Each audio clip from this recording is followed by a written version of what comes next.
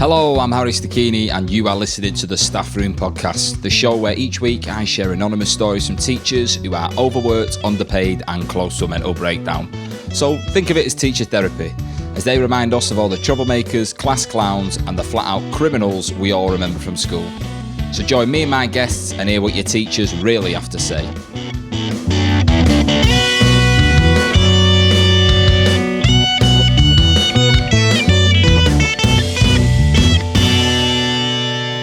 We're off episode number 2 of the Staff Room Podcast. How are we doing, everyone? Thank you very much for tuning in for another episode. And thank you to everyone that's listened and subscribed to the podcast, because the first episode, since I've released it, I've had some quite nice messages from people saying that they've enjoyed it and that they're looking forward to more episodes, which is good because I've got bucket loads lined up, so it'd be awful if you thought it was shite, because then all this work would be in vain. But it's not like that. You're looking forward to it, so we're all good.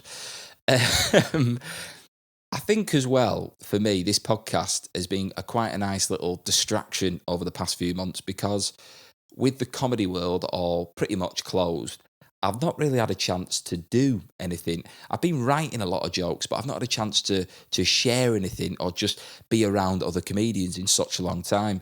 So by doing these, I'm actually able to have a chat with a few comedians, have a bit of a laugh, and share something with you guys. So I feel like I'm getting the scratch, the itch. Sorry, not the scratch. I'm getting the itch that I need scratching, because it's difficult when you're writing jokes and you've got no one to fucking tell them to. I should say there's probably going to be naughty language in this episode, and I've just dropped the F-bomb before I've even given the disclaimer. So just assume with all episodes there'll probably be some F-bombs knocked about, or just, language. Sorry, Mum, if you're listening, but, that shout-out's more for you than it is for me.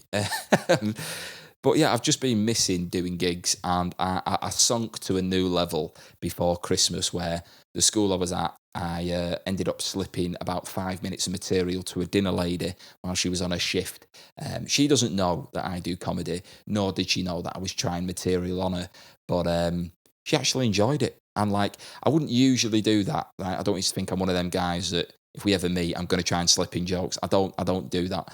But I tried it because I was desperate, and even now I'm kind of cringing thinking about it. But she enjoyed it, and I had this little 5-second fantasy of going what if that was my audience? That's the audience that enjoyed my humour, was purely dinner ladies.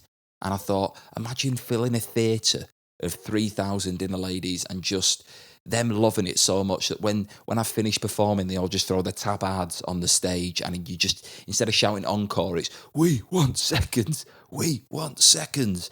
But that just gives you some indication of where my mindset's been at for the past pandemic. But yeah. So thank you very much for tuning into the podcast. That's essentially what I'm saying, because I feel like the fact people are listening to it and enjoying it, I'm able to alleviate some of that frustration of not being able to tell jokes to anybody, even though I'm sat pretty much in my office recording this on me, Todd. But aside from that, today's episode, I'm joined by Pete Selwood and Jack Carroll, who are 2 Yorkshiremen, 2 comedians, and 2 very funny fellas. I've worked with them both quite a lot on various different comedy nights. The last time we did something together as a 3 was actually when I supported them on their tour of their show called Impaired, right? Where they basically take the mick out of disability. They themselves are disabled, right? So, they've got grounds to, just so you don't think they're complete monsters. It's a very, very funny show. We did it in a theatre in Barnsley. I'm pretty certain I've got that right. It was Barnsley or Sheffield. I'm pretty sure it was Barnsley. But yeah, it was very funny. The show doesn't pull any punches, so it's one of them where if you are easily offended, I would say the show's probably not for you. But I'm just saying this just so you got a little bit of context for the stuff we're going to talk about in this episode. Jack is someone you might even recognise from Britain's Got Talent. He's appeared on Live at the Apollo. He was on Saturday night at the Palladium. Not this Saturday when it was on the TV, just to clarify that. He's most recently appeared on QI. So it's great to have Pete and Jack on the show. We had loads of fun recording this one as we dived into a story about a supply teacher that had clearly bitten off more than they could chew. but we will get into that as the episode gets rolling. I just want to point out, you might hear a little creaking of a chair in the audio of this, and that is, I'm pretty sure, Jack's or Pete's desk chair, right? Because it is not mine, because when I record, I make sure I'm sat on soft furnishings, but one of them was creaking. You might not be able to hear it, but I'm just giving you a little disclaimer just in case anyone gets in touch like, oh, your audio shit. But now you know. So, without further ado, let's get cracking with this week's episode. This is me, Pete Selwood, Jack Carroll, and a supply teacher who is essentially way out of his depth. Enjoy. We're just talking about the fact that Pete lies and his biographical infidelity. Well, what bio is this, Pete? It's one that I think I must have sent it off to like Manford's or something, like when I first started. And I've just used it ever since. And I've just, when people say, oh, can you send the bio over? You're not going to write a new one, are you? Just copy. So, not going to write a new one taking into account your long-term relationship or your age. I'm Russell Cade in it, mate. Is that why you've gone with that hair? Solid hair, that. Do you know what, Pete? This is actually the first time I've seen you without a beard. Horrible, isn't it? No, I think you look younger. I didn't. It's horrible. He looked really horrid when it was first done. In fact, there's an episode of our podcast where there's a big fresh-faced reveal, and it repulsed. It's horrible. No, it's not a good look. Jess hates it as well. Why did you do it then? I was bored. I just thought, like, Madness, I'm not going to see anyone. Like, let's just see if it's the right decision to have a beard, and it is. At what point trimming it down did you think shit? Because I shaved my head once, and immediately as I put it in, I was like, "There's no going back now," because I had a square missing at the front. Yeah. But my head's just very flat. But at what point when you were shaving your beard did you think, "God, this is not going the way I want it to"? This bit, because I thought, right. You normally trim there, don't you? But like there, you're like, oh, there's not much going on there, is there? And then suddenly you go mustache, and then you're like, yeah, it's not. Was there a moment when you looked in the mirror and went, "Ooh, my chin's not as 3D as I thought it was"? It's a bit more flat of a flat plane. Yeah. There's the point when you realise it's like she's gonna hit. Yeah. Even your reflection was saying to you, Pete, what have you done? Yeah. What have you done? Things though, you then think to yourself, like, let's go full mental and just shave your hair off, because you've already fucked it up anyway. So you might as well just go for it and just go like, yeah, this is me now. PlayStation 2 Hitman. Yeah. I was thinking more Britney.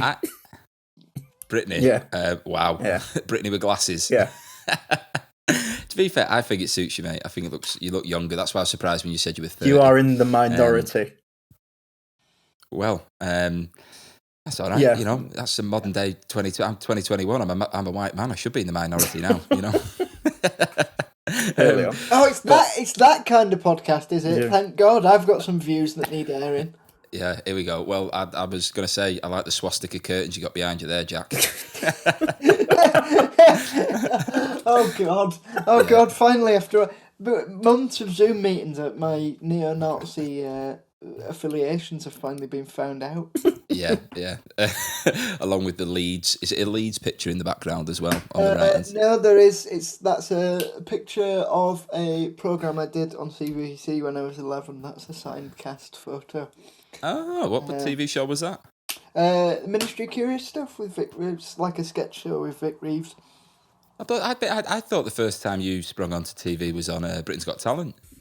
No, I'd done one or two things before that. Oh, right. So you were dodging the predators of the BBC. Well, yes. Well, no, I was there as part of a sting operation. Yeah. Got ya. But I can't believe the fact that I've got swastika curtains and yet Pete with his half a beard looks like the most alt-right of any of the people in this conversation. Yeah, but the fairy lights in the background really soften it. So they do, to be fair. Yeah. The acceptable face of American white nationalism. Yeah. Exactly. That's very be kind, isn't it? So. Yeah. Did you have a beard at school, Pete? Yeah, like I couldn't grow a mustache till I was like 19, but like under there, Probably, yeah. Right. Okay. So you had like the chin You strap. can't grow it here, so you just grow it there, and it just goes down, down, down. I was very much the other way around. I had like a mustache that made me look like a female to male transgender person, but not. But I couldn't do the beard, so I just had a big fucking porno tash. What, like Poirot? What year is this? Is this like year 7? Year 7 or were you?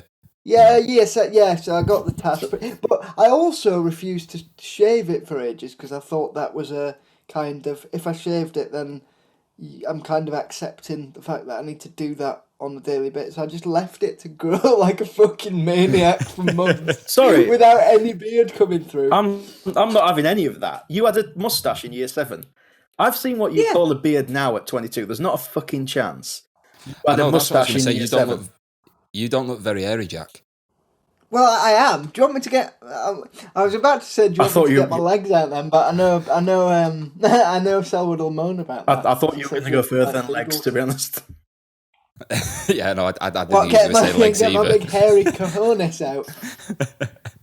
Let me show you what a knob looks like with a mustache. Here you go. No, I'm quite hairy. I can grow a beard. I don't know what the fuck you're on about, Pete, to be honest. I'm quite envious of people that can grow beards because in school, even like my facial hair now is what it was in school. I've got a very hairy chest, but my facial hair is awful. But it was just one of them. There was kids in my school that had beards quite early on, and I was always quite envious, but it just never came through for me. But I've got a chest like Aladdin's carpet. You know what I mean? It's very much sit across me, and I will take you to a whole new world. A bit like a Romanian pimp.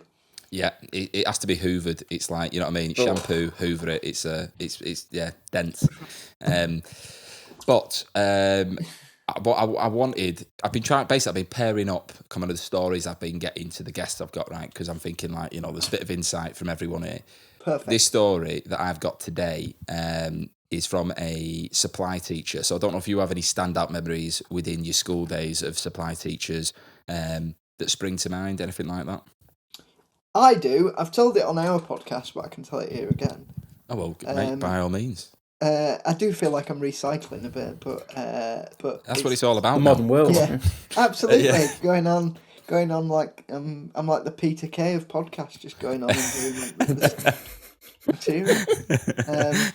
But Peter Kay's slightly funnier than me, so that's probably why it works. But yeah, so we had a supply teacher once, and she'd come in a bit late into the geography lesson, and I was like dicking around and that. But I'd come in my wheelchair and then left my wheelchair at the side of the class. Right. So I was at the back. So I was at the back of the room, sort of taking the piss and all that. And then she basically made me stand up and went to send me to isolation. And I had to do a long, walk to get in my wheelchair. And you could almost see the kind of moment where it was almost like a video-assisted referee decision where she wanted to turn back on it but realised she couldn't.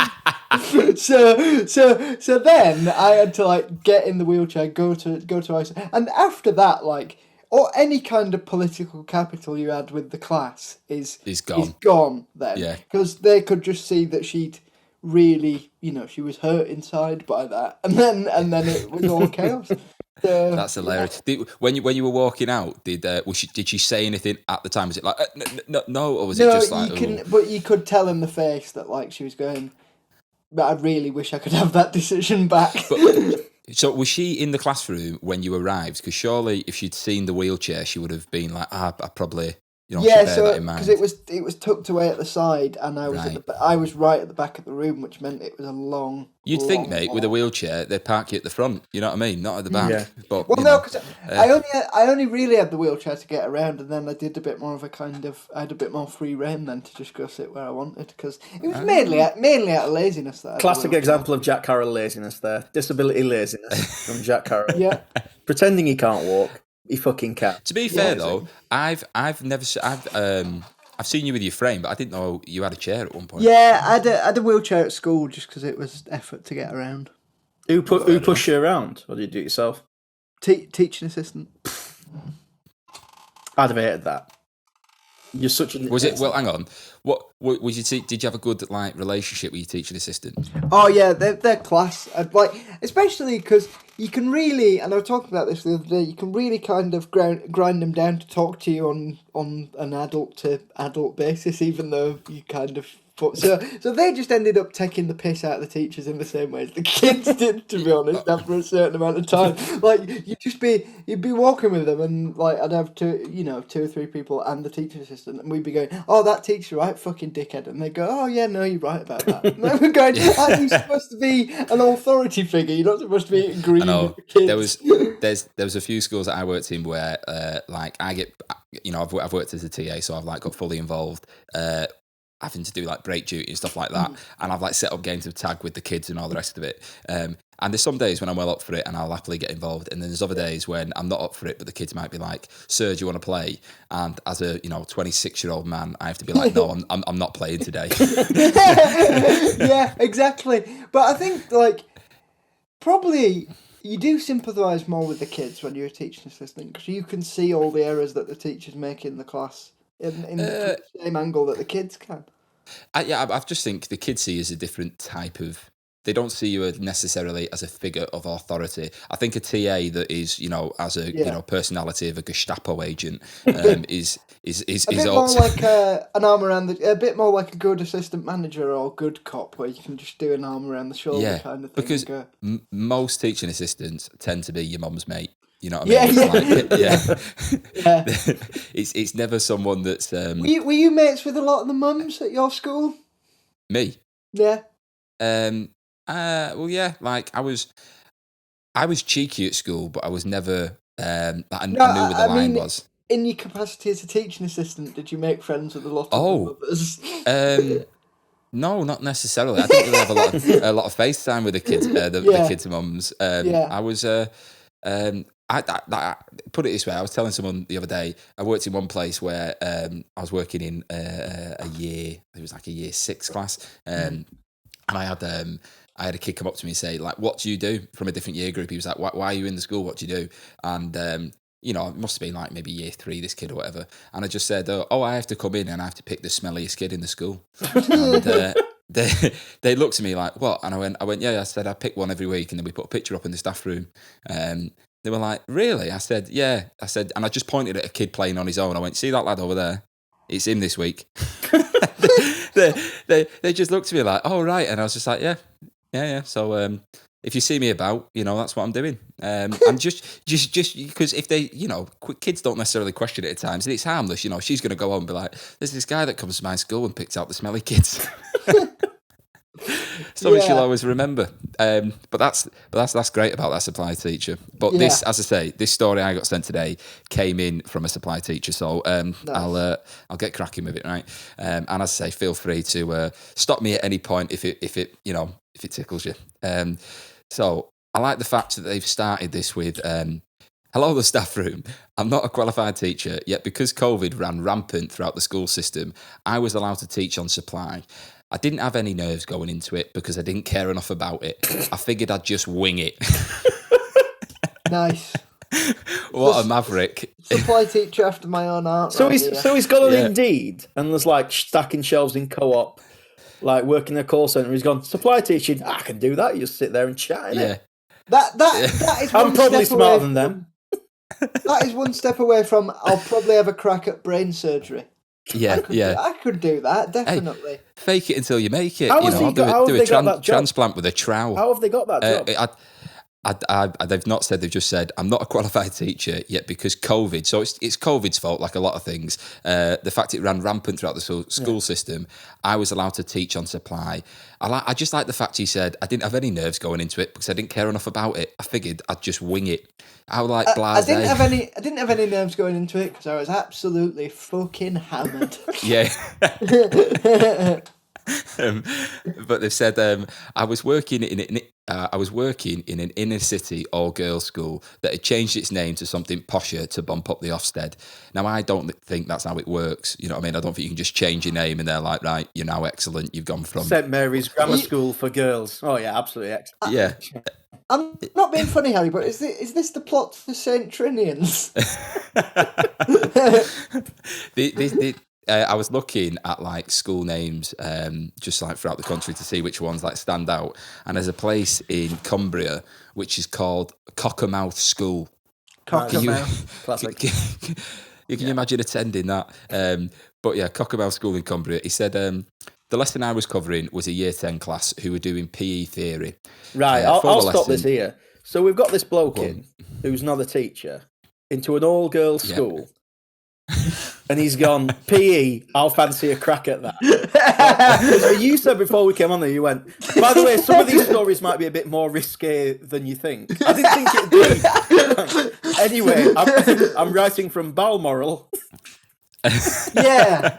Is this going to... Well, I'm wondering at what point the American Beauty style montage comes into this. It sounds like just a script for a porn film.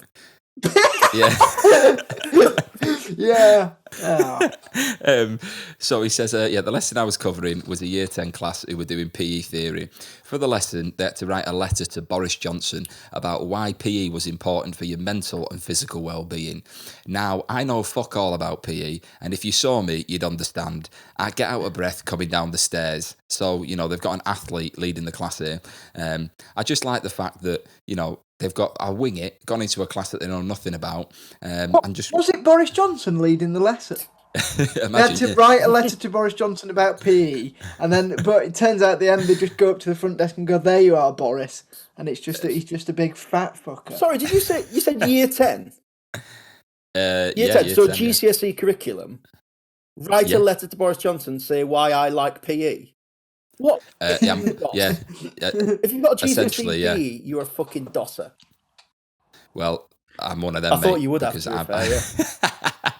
Didn't you got a PE GCSE? No, I genuinely, year 9, you get to decide, and I went, that's too much of a DOS for me. I think I'm not because it's not just good DOS; it's going to be full of the biggest dickheads. PE GCSE is going to have the biggest dickheads in it. It just is. It's going to have the. Did you enjoy PE at school? Yeah, I did. Yeah, and I'm good at football. You've seen me play football, Harry. I mean, not to bring up, I'm half decent. Yeah. I wondered how long it'd take. To be fair, we organised a game. You scored in year 9, Pete. You just want to mention it, get it out of the way. Oh, year 9 Interform versus JR. Jack Ridgwick from halfway line. On my right foot, my weaker right foot. You wouldn't have known at the time. Just on the halfway. Yeah. Tick that off your bingo card, Harry. To be fair, me and Pete play football with a load of other comedians. This must have been a couple of years ago now, and a few people came across and said, "Oh, you guys are all right," and it was like we weren't all right. The standard was just it was horrendous. It was so bad. Like you think some of them had turned up to do some kind of like networking. Yeah, and I turned up for a game of football, and I just wasn't happy about that. I'm sure he won't mind, but Evan Demaray has to be possibly the worst football player I have ever seen. There was at one point he was on a team that I think we were winning, and Evan was on our team, and it was just like there was no point in them even having Evan. It was just like we'll keep him. You know? Yeah. I mean, even if you have the extra. I mean, to let listeners into an idea of the standard, I was on the subs bench. So. I genuinely think you have more movement than Raul Coley. I genuinely mean that. And I'll say that. I'll say that to his face. I'm probably able to read the game better. Yeah. Like, I actually know a bit about how to read a football match. I think at one point Evan said they scored and he went, "How many points is that?" And he wasn't being ironic. He genuinely meant, "How many points is that?" Like, it's 1. It's a very simple system. Yeah. I'd have loved you to have gone full Roy Keane on him and just fucking gone mental at him. I think I'd driven quite a distance as well, so I was quite annoyed about it. Because like people were there for a networking situation, so they'd be like they'd be marking you, but then also going, "So how'd you get that gig at the Frog and Bucket?" Like, yeah. I'm here to score goals, mate, not get middles. Yeah. Oh. Yeah. Right, hang on. Where was I? Sorry, with this? back right, to the so porn, we said, porn Saint Trinian. Yeah, the teacher who couldn't give a shit. He said, "Yeah." So sorry, I get out of breath coming down the stairs.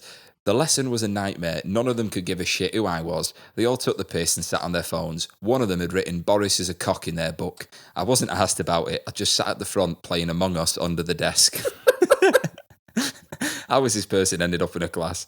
He said, there was a girl at the back. There was a girl at the back of the class who was very smiley, putting her hand up to ask a question, but she never actually had her hand out of her sleeve. She was just waving both her sleeves in the air like a lunatic, like one of them wacky waving inflatable tube guys. I've got a theory where this is going.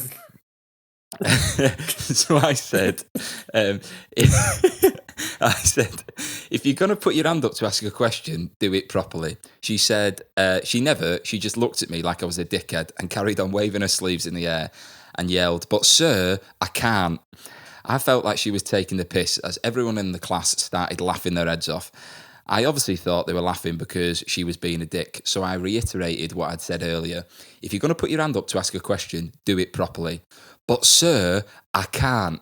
The rest of the class were laughing like hyenas at this point. So I went, "If you can't, show me why then." She pulled up both her sleeves to reveal 2 fucking stumps. And then he said, my face went bright red. Everyone in the class started laughing, including this knobhead of a girl. She fucking knew what she was doing, and I wanted to tell her to fuck off. But I couldn't. So I went with, "Don't you dare tell the teachers about this." Lovely. I mean she's not doing a PGCSE in order to become a goalkeeper, is she? The bit that I like is the fact that she knows full well what she's doing, and it's like she's seen this person come in and just thought, you know, I want to know how many times she's done that before. You know what I mean? Well, that's a good way to get easy street cred as well. Just fucking really set up a supply teacher. Yeah, and just watch them fall. But and I imagine they've walked in and probably thought, "Oh, I'm going to get away with this." But kids know. The minute a supply teacher walks in, you know whether this is going to be an absolute piss-take easy ride, or are we going to actually do some work here? And this person sounds like someone who's walked in and immediately said, "Do what the fuck you want," basically. I don't know what they've done, but they've done something where the kids go, "Yeah, fuck it, whatever."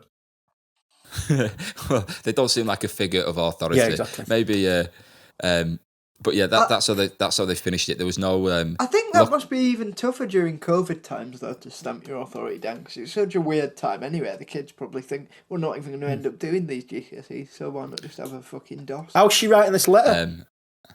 That's exactly what I was thinking. Yeah. But did he not spot the pen in the mouth, like against the desk? I just think something like that, though.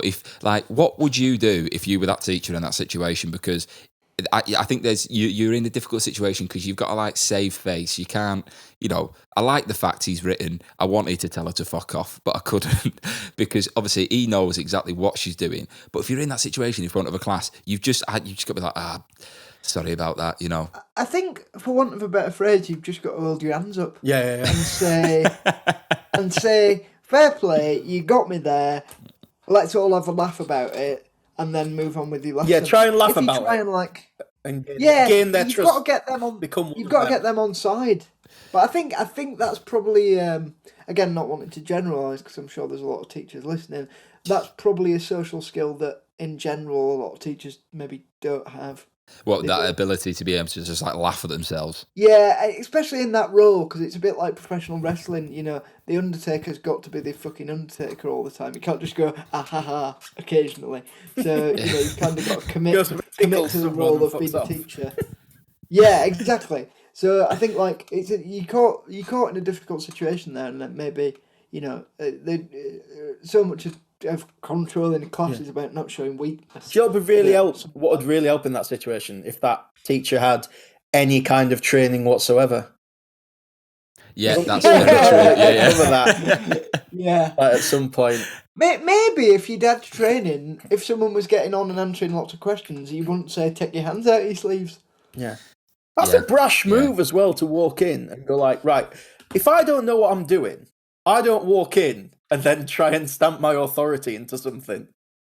Yeah. I'll just go, "I don't know what I'm doing. Maybe I'll just ease my way in." I wouldn't go to someone who's flapping about a bit. What are you doing, dickhead? Well, also, if they're doing If they're doing a good job, why find something to pick them up on? Yeah. Well, yeah, but I don't think it's a case the kid was doing wrong. The kid had their hand up to ask a question, and that's why he's being like, "What's going on here?" But when the thing is, obviously, I know what the story is because they've been fucking sent to me. But the first time I read it, I was hoping, I was like, please make this go exactly where I want it to go, and it did not disappoint because, like, if I was in that class and that was my mate, you know what I mean? You've got to imagine how devastatingly funny that would be because that can't be the first time. Like, it's 10 out of 10 for the kid on that one, for me. The kids... 10 out of 10. Yeah, I was going to say, to sort of things going where you want to go. I remember I was once in school and I laughed so much that I fell off my chair. I laughed so much at a teacher that I fell off my chair. What happened? So, you know when a teacher gets really kind of angry to the point where they're going to burst? Yeah. You know, where they get really, really, really irate with the class, right? And the more angry she got, the funnier I found it. Yeah, classic. And then started to cry laughing. And she was going, I don't think it's very funny, and all this, and going, why don't you stop? And she kept doing this. You know when someone's really angry and they look up to the ceiling, they can't like make eye contact. They're so fucking angry. And then that just made me laugh even more. And the fact that she was telling me to stop laughing made me laugh so much that I fell off my chair. Gee, were you the reason though she was kicking off? No, I think it was the rest of the class, but I just... Whenever anyone completely loses their marbles, I find it hilarious. Because usually, like, people are so good in that situation, teachers have to be so good at keeping a lid on it where they don't go fucking mental at a class and call them all idiots and stuff like that. But the fact that she completely had a public freak out in front of a room full of people made me laugh so much that I fell over. I got to think though, like, what you don't want as a teacher, and I've seen this happen just from like being in schools, is you don't want to get into an argument with a kid where it becomes petty. You know what I mean? Like, because you got to realise it's a kid at the end of the day, and like, you know, you know, as a teacher, you should know better in a sense, but at the same time, if you say black and they're pissed off, they'll just say white, you know, and it would just go back and forth. Like, I was bollocking a lad once who, as I was doing it, just kept going, "Are you finished? Are you finished? Are you finished? Are you finished?" And then like I finished everything I was saying, and then just went, "And now I'm finished." And he looked at me as if to be like, "Oh, you fucking bastard." Yeah, you don't want to get involved in a one-on-one scenario. No, God no. But who would you give on that? Would you give the student or the teacher? Who would you go on what side? Oh, it's the students. The students won, definitely. It's been absolutely murked. I mean, the teacher's like, because of a lack of training, has done terribly in that situation. Well, I think I know the guy's written into your show, so I probably shouldn't be slagging him off. But going, you know, nitpicking with someone who's actually answering questions and engaging in your lesson probably wasn't the smartest strategy, was it? Yeah. It's like starting an argument with your best player. Yeah, Things aren't going right, so I'm just going to have a go at, I don't know, Zidane, because things aren't going right for me. It's ridiculous. Yeah. Going Messi, like going up to Messi and going, "You didn't clean your football boots after training." Yeah. What the fuck, you know? He scored 6 goals at the weekend. You know, pick your battles. Yeah, but you want to be the true professional, don't you? Yeah. I chose the kid on that just for the fact they've got a good sense of humour. Well, he's literally not a professional because it's not his profession because he's not been trained. And I know the thing is though, we keep and people might say it's sexist because we keep assuming that this person is a man and we keep using he and stuff like that. But I'm guaranteeing right now, this is a bloke. Yeah. Because no woman has gone in with this kind of arrogance. And gone, I can do that. Absolutely. Yeah. No worries. Turn up without any kind of training whatsoever. And I'm going to have a go at... you guys had... Sorry. Have you guys had any teaching experience or coaching experience, anything with kids? Sorry, go on, Jack. Yeah, so I've done... My auntie and uncle both had teachers, but I've gone in and done a couple of like workshops. We did one, didn't we, Pete, where we went and did a bit of a workshopy type thing. Yeah. I've done a couple of them. Let's face it. Right. No, and that's the problem is kind of trying to... I think the problem with that is, and maybe it's a thing you get in bad gigs sometimes as well, once one tactic fails, you immediately go to a different tactic to try and get them on side. And then before you know it, you're scrabbling around. Well, yeah, and it's, as you say, like pick your battles, but there's other times where you just think this is 45 minutes to an hour. We just have to get through. Yeah. But well, my mum and dad were teachers, so it's like the worst thing I had for sub teachers was the fact that like I went to the same school as mum and dad taught at. Ooh. So whenever a teacher wasn't there, I'd spend 5 minutes going like, it best not fucking be them. Like every other kid is like pissing themselves, going, "Oh, it's great," laughing. I'm sat there going like, "It best fucking not be." I had it twice, and it was just my dad. My dad was all right. My dad was like the kind of, but you know, because when you're subbing, and you got to remember, teachers are human beings as well. They don't want to fucking be there. It's their time off. So my dad's furious and my dad just turned up, sat down, and said, "Read these books. Here's the stuff," and just sat down. And I think he did a Rubik's cube. Just like so your dad was subbing at the school that you went to, so like you had a teacher. No, he was a teacher at the school. Oh, so if we ever had a sub teacher, it was always a chance that it was going to be another teacher. Yeah. So it was a chance it was going to be mum or dad. My mum would come in and be like, my mum would make fun of it, and my mum would lean into it, and I'd hate it. My dad would like go the complete opposite way and just ignore me completely, whereas my mum would lean into it and start having a bit of a laugh with everyone and getting everyone else on board. And like, that is so great that she's used you to get everyone else on side. That is so it was an easy way. Like they suddenly really liked her, and like my mum was generally good at that, and she'd use me. That was irritating.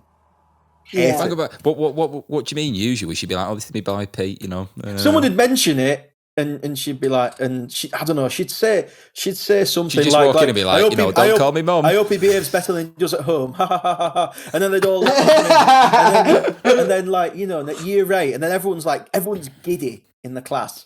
Because like that's your mum. Yeah. Like they're looking at you going, that's your mum, that is. And I'm like, yeah, I know. I see her quite a lot. But the fact she had no qualms about using you to get the rest of the psychology of the rest of the class on side is just fucking brilliant. Yeah. I remember we once had a supply teacher who, it was for a science lesson, and he sent so many people to isolation that the little cabal of senior management people, the heads and deputy heads, had to come down and take him to one side and say, "You can't send anymore." Like, he lost control of the lesson. But he was isolating people for like the most minor infractions and stuff, so they have to just come down and basically take him to one side and have a quiet word and go, "You can't do that for that. It's too small. Too small an offence, and the place is full." That's just something you can't deal with that like situation. I never got like my dad never gave detention, right? But generally, no. But because it's his time too. Why would he stay behind on his lunch hour? Right. For 10-15 minutes when it's his lunch hour? It's stupid. Yeah, that's fair enough. It makes no sense. He'd do like the after school ones because you don't have to turn up. Someone else would turn up. But why would you ever do that? Because you've got to remember, like, they are people too. And most of them can't be asked. They just want to get in, do it, and go home. Yeah, that's exactly it. I just think, you know, you want a teacher that's, as you say, human. That's the thing. It's like, I think sometimes kids definitely forget that. One time, I had a lad who was kicking off at me and was like screaming and shouting and all sorts. And I said to him, bearing in mind, like we were in a school at the time, I said, "Everything you're saying to me right now," I said, "Do you think if we were out on the street, I'd be talking to you as I am now?" And he was like, "No." And I said, "Because I want to say all them things to you. I really do." I was like, "But I'm keeping a lid on it, right? Because I'm a grown-up." I was like, "So if I can do it, you can do it." And then I realised, I was like, "I'm talking through my teeth here. Yeah. I need to take it down a notch." So, need to back down. So I just blew a raspberry and told him to piss off. Yeah. You're not coming to my party. Did you ever? Have you ever had to do like parents' evenings? And like, no. Not? I've had like meetings with parents about behaviour and stuff like that. I was going to say, because like you're quite a young and quite, you've got quite an attractive voice and you're reasonably good looking. Have you ever had a situation where you know a kid's mum fancies you? No, never. It's never that's next week's Reader's Wife's story that he's going to read. Yeah. If something does happen though, I'll put it on the Patreon page. That's my plan. Yeah. Oh, definitely. So I remember like a video clip. Yeah. So I remember like at ours, like at parents' evening, there was like one teacher who had the biggest queue you'll ever see. Yeah. And it was fucking art. Like, how many parents have that asked about art? But let's every single mum was waiting to see Mr. Doan. He was like Mr. What? Mr. Doan. He was in his 40s, and he's like Mr. Dong. Mr. Doan. Well, and he was just. Ooh. You look back now and think Art he must have teacher. been a good-looking fella, and he was a bit arty as well. So he was a bit bohemian. I've just got the image of all the teachers at the desk for parents' evening, and him with his big long line and a stick of incense on his desk. Yeah. He's wearing sandals, obviously, up on the desk. As he's just hovering his hand over the kid's head, going, "Really good year, good energy." Yeah. How are they doing? Well, how do you even quantify success within art? Yeah. How are they doing? Forget about them. How are you doing? Fellas, If you want to I've just about seen here. He looks like Anthony Head, if you know who Anthony Head is. From like, from Blue? Yeah, that kind of vibe, yeah. Basically, right, okay, yeah. Is he the Prime Minister from Little Britain? Prime Minister from Little Britain, he's in Buffy. He's basically sexy older man. That's what he was, Lovely. Right. I want to say thank you very much for coming on the podcast. This has been great fun. Cheers for having us on. No worries. Is there anywhere you want to plug, any socials, anything like that? Because I can add them in as well. But if you want to mention anything, myself, Pete, and another comic called Chris Copstake do a podcast called the Impaired a Comedy Disability Podcast, which is available on iTunes, Spotify, and all the others. And in that, we just give a disabled perspective on various topics, don't we, Pete? Yeah, but it's not like it's not like inspiration porn. It's not. No, it's like actual conversation, you know. I think you get a sense of what it is from hopefully us having this chat today. It's a bit like that, but instead of us making Harry feel uncomfortable, we make Chris feel uncomfortable and stuff. Yeah, and a lady from Harrogate apparently. Yes, we just made her angry, not uncomfortable. Oh right, okay, which is even better. At least she felt something, you know. But I've seen the live show of it and it's great. So do check out the podcast and I will have a listen. But thank you very much for coming on the show, boys. I much appreciate it. Cheers. No worries. To the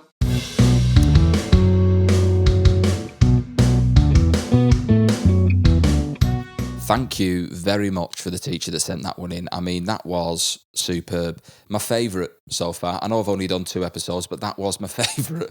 It just had everything. I mean, I don't know how you got into a school with no qualifications. That's impressive. The fact on top of that, you just had this, do you know what, I'm going to wing it, I don't give a shit about it attitude.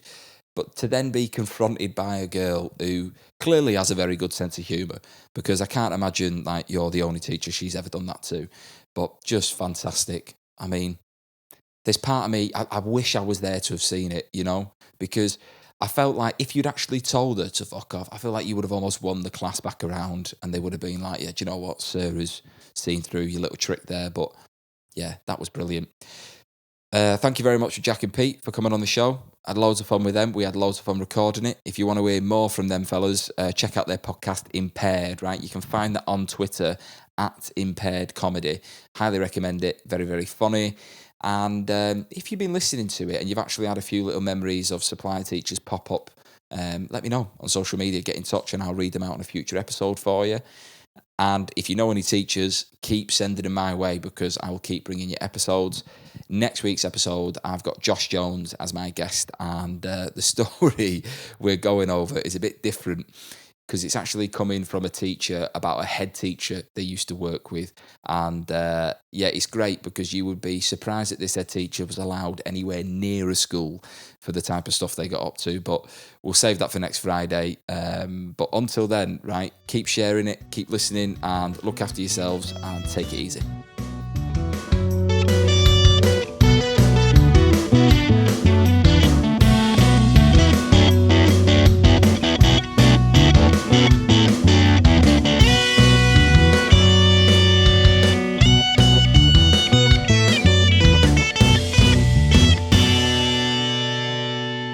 Staff Room Podcast is produced by Harry Stacchini, artwork by Poppy Spinks, and soundtrack by James McGraw.